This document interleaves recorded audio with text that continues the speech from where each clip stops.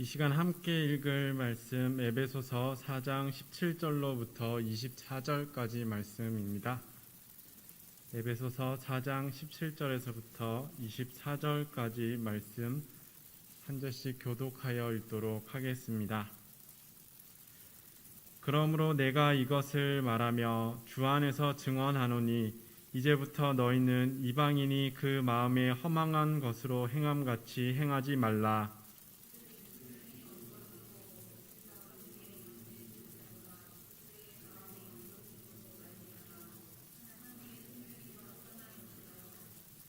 그들이 감각 없는 자가 되어 자신을 방탕에 방임하여 모든 더러운 것을 욕심으로 행하되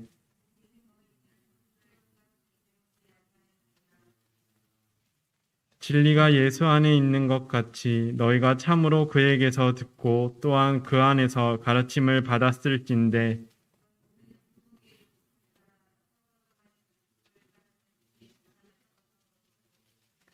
오직 너희의 심령이 새롭게 되어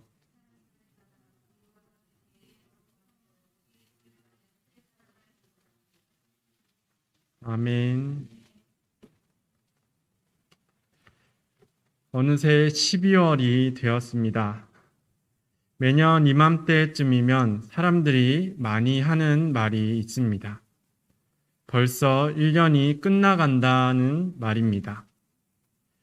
아직도 30여일이 남았음에도 불구하고 2021년도 끝나간다는 생각이 앞서는 때입니다.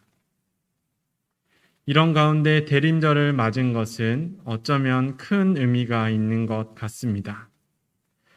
예수님께서 이 땅에 오신 의미와 다시 오실 의미를 곧 처음과 끝을 생각하게 하기 때문입니다.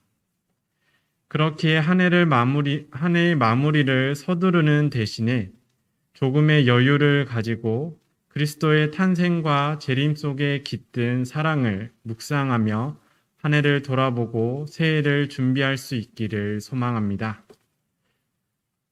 오늘날 대부분의 사람들은 삶의 가치를 추구하여 살아갑니다.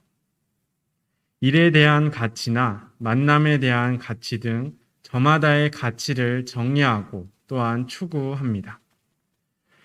사람들의 생각과 삶의 환경이 다르듯이 다양한 가치들 역시 존재합니다. 이러한 가치들은 크게 두 종류로 분류해서 생각해 볼 수 있습니다. 하나는 변하지 않는 가치입니다. 상황과 형편, 시대가 바뀌어도 쉽게 변하지 않기에 더욱 큰 가치를 갖는 것들입니다. 여기에 해당하는 가치들 가운데 쉽게 생각해 볼 수 있는 것 중 하나가 다이아몬드입니다. 다이아몬드라고 하면 결혼 예물을 떠올리기 마련입니다. 이러한 연관성은 미국의 드비어스사에서 만들어진 것으로 알려져 있습니다. 그들은 다이아몬드의 유통을 확대하기 위해서 다이아몬드는 영원히라는 슬로건을 만들었습니다. 그리고 쉽게 변하지 않는 다이아몬드와 영원한 사랑을 연결지어서 프로포즈를 위한 필수품처럼 다이아몬드를 홍보하였고 큰 성공을 거두었던 것입니다. 이는 사람들의 인식 변화에 쉽게 변질되거나 바래지지 않기 때문에 큰 가치를 가지고 있습니다. 이와 반대로 변화를 통해 나타나는 가치들도 있습니다. 대표적으로 생각해 볼 수 있는 것이 과학기술입니다. 과학기술은 하나의 결과에 머무르지 않고 오류와 한계를 연구해 거듭 발전시켜 변화함으로 더 큰 가치를 바랍니다. 우리가 실제적으로 볼 수 있는 것 가운데 핸드폰이 있습니다. 과거의 핸드폰은 이동통신수단에 불과했습니다. 전화와 간단한 문자 정도가 되는 것이 핸드폰이었습니다. 하지만 지금은 고성능 카메라나 미디어 플레이어, 웹서치, 또 다이어리 등의 역할을 모두 겸하고 있습니다.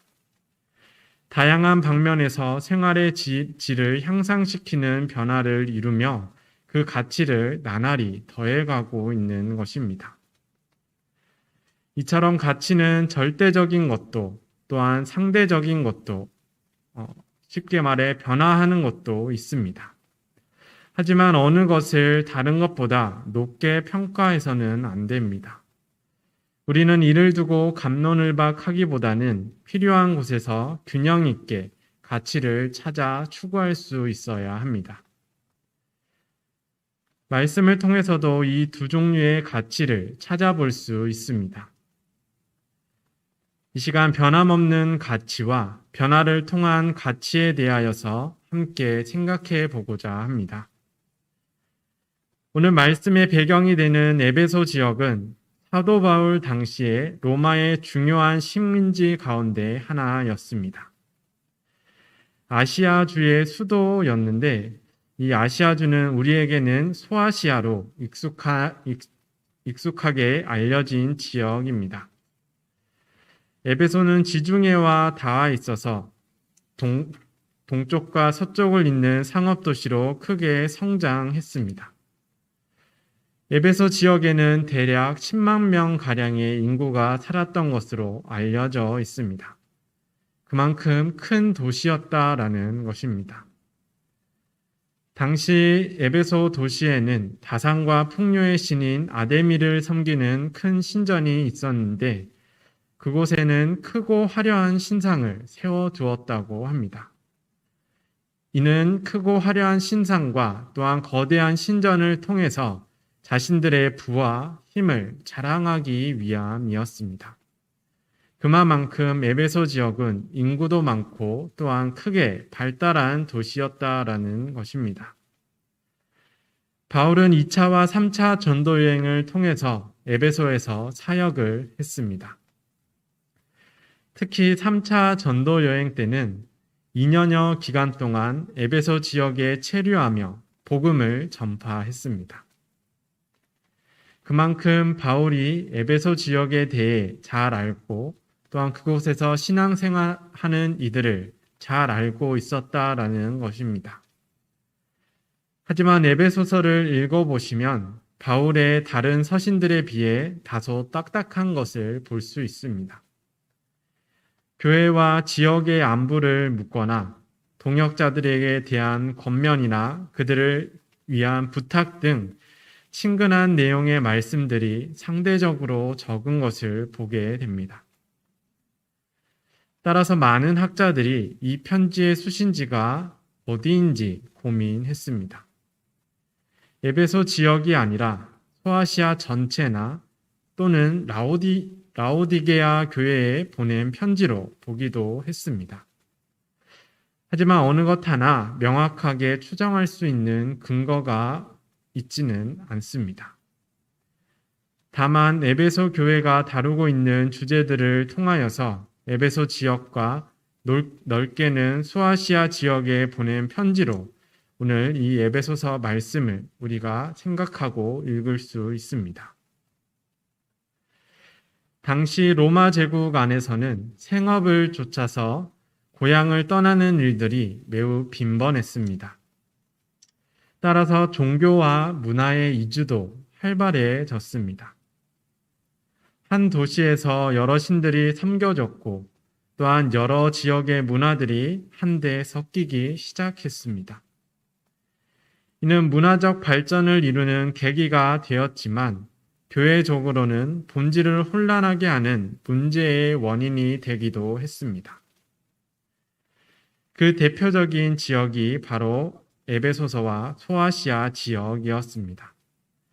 따라서 바울은 이 편지를 통해 교회와 신앙의 본질에 대해서 가르칩니다.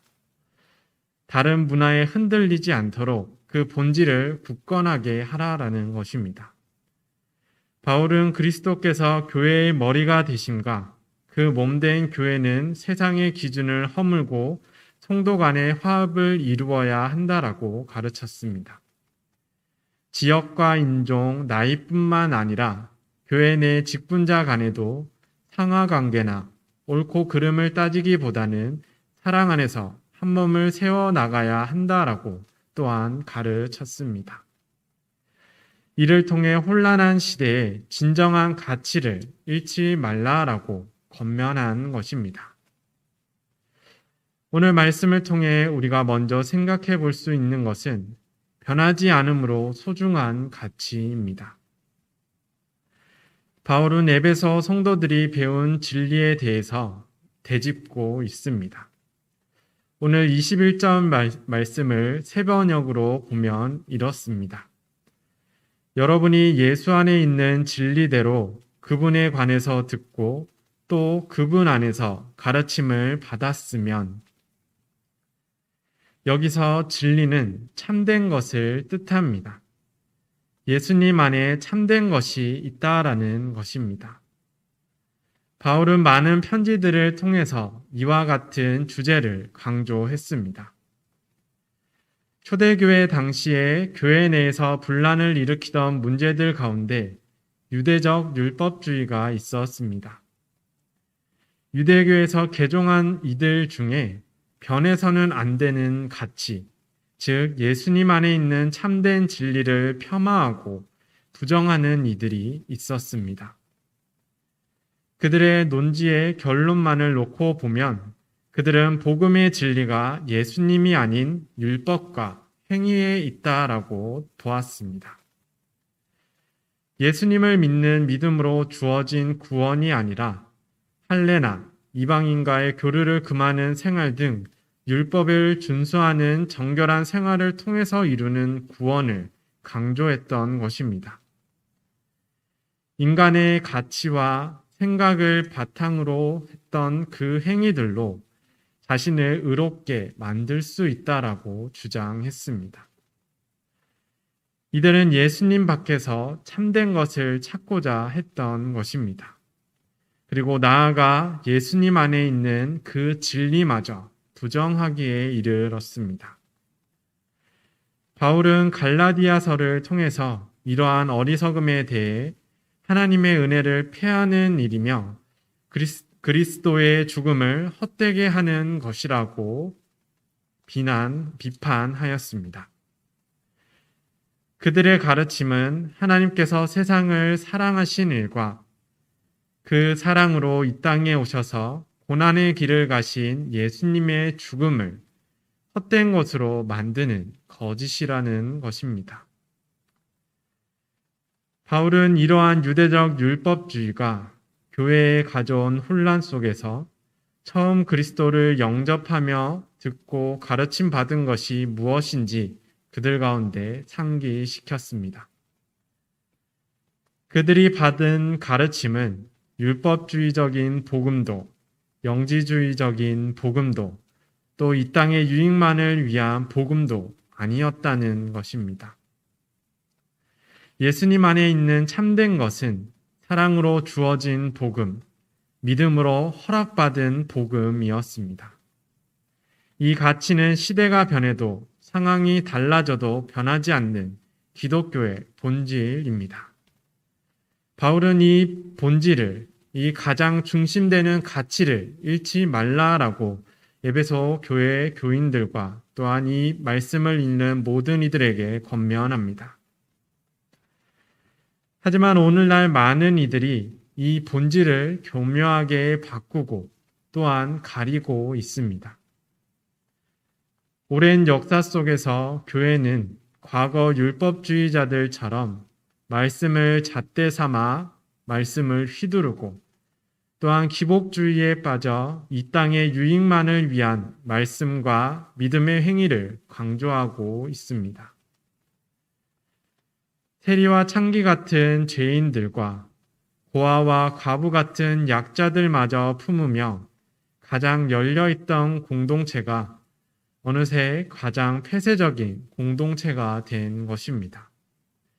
그리고 그 닫힌 문 속에서 예수님 안에 있던 그 진리마저 퇴색하고 말았습니다. 대부분의 보석은 순도가 높을수록 더 높은 값어치를 갖는다고 합니다. 변하지 않는 그리스도 안의 진리는 세상의 그 어떤 것보다도 값진 가치를 가집니다. 우리는 그 진리가 가진 가치를 온전히 바라볼 수 있어야 합니다. 또한 그 가치를 우리 가운데 순전하게 품을 수 있어야 합니다. 만약 우리 안에서 예수 그리스도의 진리가 변한다면, 예수 그리스도의 진리가 가려진다면 그것보다 슬픈 일은 없을 것입니다.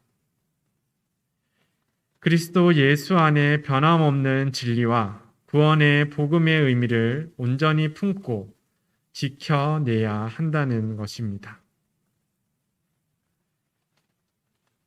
이 변함없는 가치를 가지고 또한 우리는 변화할 수 있어야 합니다. 거센 변화의 물결 가운데 있던 에베소인들에게 변함없는 가치에 대해서 상기시킨 바울은 다시 변함으로 빛나는 가치에 대하여서 가르칩니다. 우리가 오늘 함께 읽은 말씀은 앞서 살펴본 변함없는 가치에 대해서 전한 21절 말씀을 기준으로 전반부와 후반부로 나누어 볼 수 있습니다. 전반부에 해당하는 17절부터 19절까지의 말씀은 변하지 않아야 하는 가치, 곧 그리스도 안의 진리를 보지 못하는 이들의 삶에 대해서 전합니다. 그들은 마음에 허망한 생각으로 행동하고 자기들 속에 있는 무지와 자기들 마음의 완고함 때문에 그들의 지각이 어두워져서 하나님의 생명에서 떠나고 있습니다. 또한 그들은 수치를 모른 채 방탕함에 몸을 맡기고 탐욕을 부리며 모든 더러운 일을 행하고 있습니다. 그들은 본능에 따라 살며 자신의 유익만을 위해 움직였습니다. 예수 그리스도 안에 있는 진리를 바라보지 못하기에 하나님과 단절되었지만 그것을 깨닫지 못한 채로 살아가고 있다는 것입니다. 하지만 바울은 그리스도 안에 있는 진리를 듣고 가르침을 받은 자들의 삶은 그렇지 않아야 한다고 말합니다. 진리를 품은 이들의 삶은 유혹의 욕심을 따르던 삶의 양식을 벗어난 삶입니다. 심령이 새롭게 되어 의와 진리의 거룩함을 회복한 삶입니다. 그리스도 안의 진리가 삶의 가치를 되찾게 한다는 것입니다. 이것이 바울이 전하는 옛사람을 벗고 새사람을 입은 삶입니다. 이는 세상적인 목표를 추구하는 모든 삶을 비하하고자 한 것은 아닙니다. 선한 노력을 통해 본이 되는 뜻, 또 정한 목표를 세상 가운데서 이루어가는 삶들은 저마다의 숭고한 가치가 있기 때문입니다. 다만 바울은 우리 가운데 결여되어 있던 가치의 회복에 대해서 강조하고자 했던 것입니다. 진리를 우리 가운데 품게 될 때 우리는 그리스도인으로서의 가치를 회복하게 된다는 것입니다. 또한 그 가치를 회복할 수 있어야 한다라는 것입니다. 이 가치는 삶의 변화를 통해 빛을 발하는 가치입니다. 여기서 우리가 주의해야 할 것은 변하지 않는 가치와 변함으로 얻는 가치는 선택의 문제가 아니며 반드시 함께 가져야 한다라는 것입니다. 때문에 바울은 예수님 안의 진리대로 가르침을 받은 것처럼 죄로 더러워진 옛사람을 벗고 새사람을 입으라고 강조한 것입니다. 이 말씀처럼 변하지 않는 가치를 통해 예수 그리스도 안에 있는 그 진리를 통해 우리 스스로 변함으로써 또 하나의 진정한 가치를 찾아 나아가야 합니다. 우리는 변하지 않는 진리 가운데 모인 그리스도인들입니다. 이 말은 진리는 변하지 않아야 한다는 뜻과 함께 우리는 변해야 한다라는 뜻을 담고 있습니다. 변하지 않아야 하는 진리를 순전하게 간직함으로 우리의 삶은 그리스도인으로서 변화해 가야 한다는 것입니다. 이것은 어느 한순간에 완성되는 삶이 아니기 때문에 그리스도를 안에 있는 진리를 품고 계속해서 변화해 나가야 하는 것입니다. 이를 반대로 바꾸어 보면 우리의 삶이 변하지 않는다면 우리 안에 있는 진리가, 우리가 받은 예수 그리스도 안에 있는 그 진리가 온전한 가치를 발하지 못한다라는 것이기도 합니다. 그리스도인으로서 우리는 하나님께서 지으신 인간의 참된 가치를 되찾아야 합니다.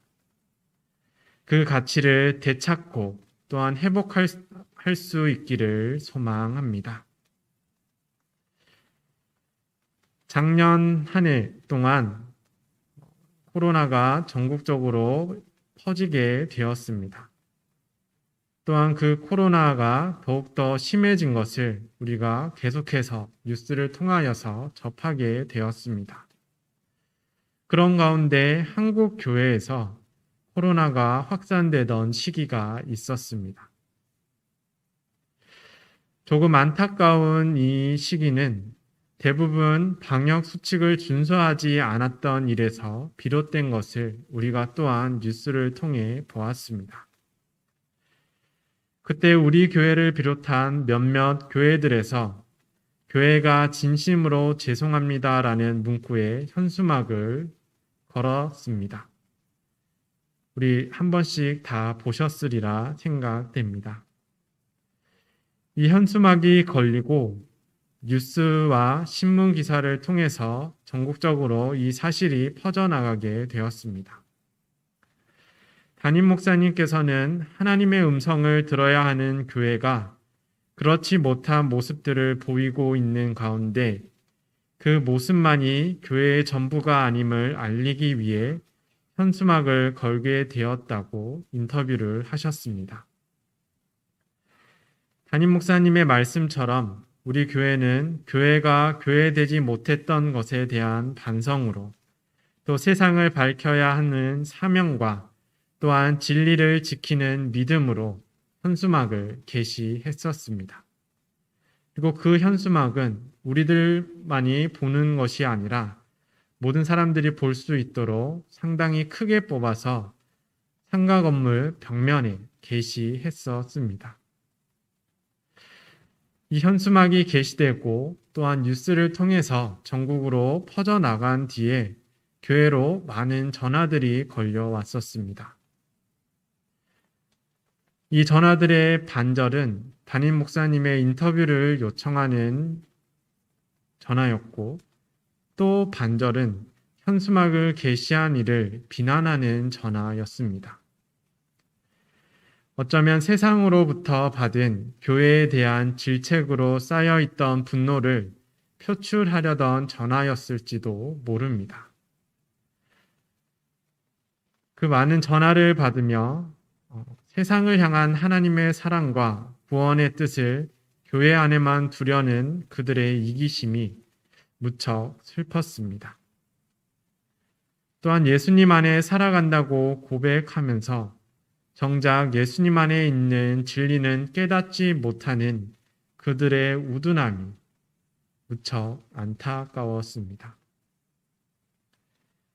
변하지 않아야 하는 가치를 퇴색시키고 변해야 하는 것에 변화를 이루지 못한다면 교회는 결국 자신의 가치를 잃어갈지도 모릅니다.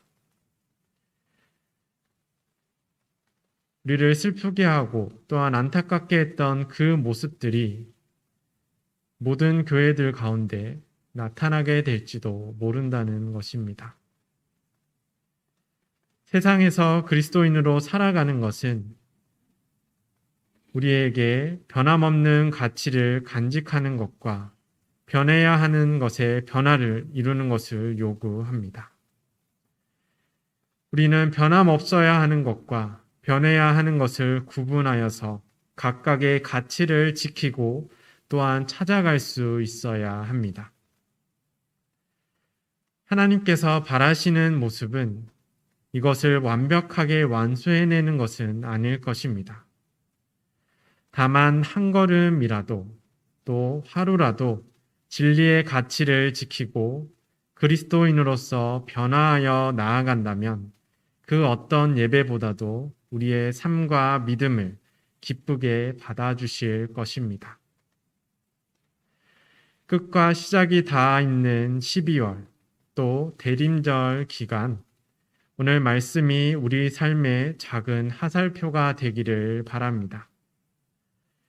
예수 그리스도 안에서 주어진 진리의 가치를 온전히 지키는 지혜, 그리고 그리스도인으로서 주님의 형상을 회복하여 가치를 찾아가고 또한 우리의 삶을 회복하는 은혜가 우리 모두 가운데, 우리 청주제일교회 가운데 함께하기를 주님의 이름으로 축원드립니다. 함께 기도드리겠습니다. 진리의 하나님, 변하지 않는 진리를 지키는 지혜와 진리를 통해 거듭나는 은혜가 우리 가운데 늘 함께하게 하옵소서. 그저 살아가는 것이 아니라 그리스도인으로서 가치를 지키고 찾아 살도록 인도하여 주시옵소서. 우리 인생의 참된 가치를 찾아주신 예수 그리스도의 이름으로 기도드립니다. 아멘.